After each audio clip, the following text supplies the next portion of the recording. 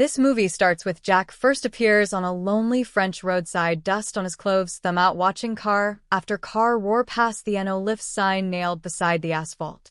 No one stops.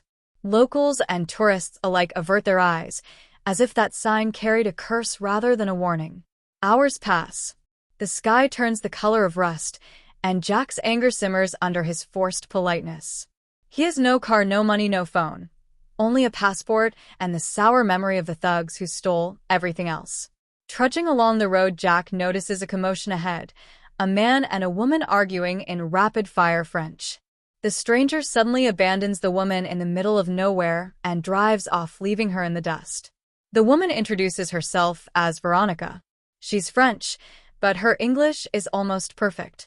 Jack explains that he's from England, stranded after being robbed. Veronica laughs at his broken attempts to pronounce French town names and admits she plans to leave this region anyway. Her parents died of illness, and there is nothing left here for her. When night falls, the two shelter in the nearby woods, huddling by a small fire. As sparks float into the dark, Veronica casually mentions she has been practicing her autograph, as if preparing for a life where her name will matter to strangers. Jack finds it quirky, almost charming. At dawn, he wakes to find Veronica gone, only to spot her bathing, carefree, in a cold lake. He joins her, and their brief swim feels like a baptism into a shared misfortune. Afterward, they walk the road together, hungry, exhausted, and very nearly out of hope, until at last an old pickup slows beside them. The driver is Grizzard, a local farmer with rough hands and hesitant English. Veronica stiffens the moment she sees him, her face tightening with a fear she tries to hide. Grizzard offers them a ride and insists they stay the night at his farmhouse to rest and speak with his wife, Mary, who once lived in England.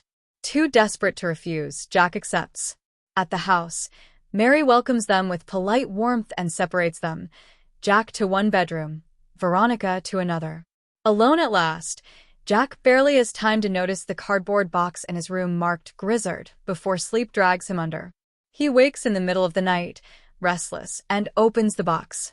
Inside are old photographs, a younger Grizzard and Mary, smiling, a cheerful boy, and a little girl. The images prove children once lived here, yet Jack has seen no trace of them in the house. Unease settles in his gut. During dinner the next evening, Jack corners Veronica on the terrace, where she smokes and stares into the fields. She tells him she once had a brother who died in a freak accident, crushed by a tractor while they played hide and seek. The story is told with a distant calm that Jack mistakes for grief, numbed by time. Later, watching TV with Grizzard, Jack explains he must get home to his family in England.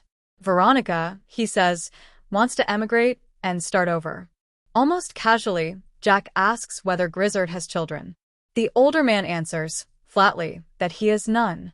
The denial clashes violently with the photos Jack saw. Shocked but unwilling to start a confrontation, Jack bites his tongue and goes to bed. Morning brings silence. Jack showers and dresses, but the house feels empty, hollow. Veronica is nowhere. Just as unease edges toward panic, Grizzard appears in the doorway, a hammer hanging from his hand. He explains that Veronica left at dawn, not wanting to wake Jack. His calm tone and flimsy excuse amplify Jack's suspicion until Grizzard hands him a farewell letter written, supposedly, by Veronica. The letter nearly convinces him, but something nags at the back of his mind. The autograph. The way she signed her name is not how she practiced it by the roadside. Before he can fully grasp the inconsistency, a heavy blow crashes into his skull. The world turns black. Jack comes to in the back of a pickup, wrists bound, mouth gagged. The vehicle is parked beside a remote cabin, the same truck we saw disposing of a mutilated body at the film's beginning. The man responsible is Delacroix, a middle-aged butcher with dead eyes and a casual cruelty. He feeds Jack, threatens him, photographs him like livestock being catalogued. Yet beneath the bluster, his menace feels strangely hollow, as if he is following orders rather than indulging his own sadism. When Delacroix momentarily panics over smoke from the stove, Jack seizes his chance. He breaks free, staggers through the woods, and finally makes his way back to Grizzard's farmhouse. Outside, he sees Grizzard and Mary about to leave. Once they drive away, Jack slips inside and searches frantically until he finds Veronica locked in a hidden room. He frees her, and they flee together into the trees. Their escape is short-lived. Grizzard and Mary soon notice and give chase in their car, herding the pair across fields and tracks until Jack and Veronica are forced to seek shelter in a cabin, Delacroix's cabin. Delacroix returns, startled to see Veronica there. Jack, desperate and shaking, grabs a shotgun and threatens him. In the struggle, Delacroix slips and is impaled on a metal spike. Veronica, face blank, finishes him with a knife to the chest, stabbing with a cold determination that chills Jack to the bone. Grizzard and Mary enter moments later. Grizzard speaks rapidly to Veronica in French. Jack watches, bewildered, as Veronica calls Grizzard Papa. The truth crashes down.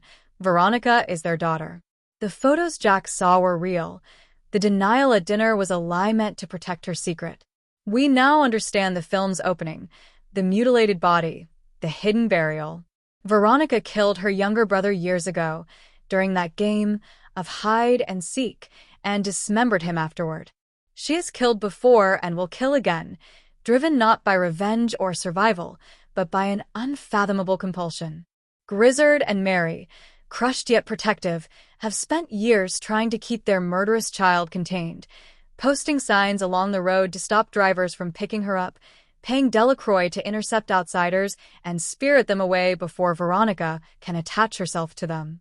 They fear both prison for their daughter and more blood on her hands. Mary tries, finally, to tell Jack the truth in English, but Veronica silences her with a brutal blow, leaving her unconscious on the floor. Grizzard, defeated, can only watch as Veronica leads Jack away. Jack, half in love, half traumatized, clings to the illusion that she is his savior, not his doom. In the final moments, Veronica and Jack leave the region together, smiling like carefree lovers on the run. Jack has no idea he is merely the next in a long line of victims. The NO Lifts sign that opened the story suddenly makes perfect sense. It was never superstition, only a desperate warning from parents who knew what their daughter really was and how deadly a simple act of kindness could become. What Jack never knows is that everyone on that lonely road was already playing a part. Grizzard, the weary father pretending to be only a farmer. Mary, the mother who chose silence instead of confession. Delacroix, the butcher paid to send strangers away before Veronica could notice them. Their lies were clumsy attempts to contain her. Veronica simply moves on. She treats names like costumes, her autograph a tool for boarders rather than fame. In the passenger seat, Jack finally relaxes, certain the horror is over. Outside, a NO Lifts sign flashes past. Jack does not see it. Veronica does, and her faint, satisfied smile is the last warning he will never understand, and movie concludes.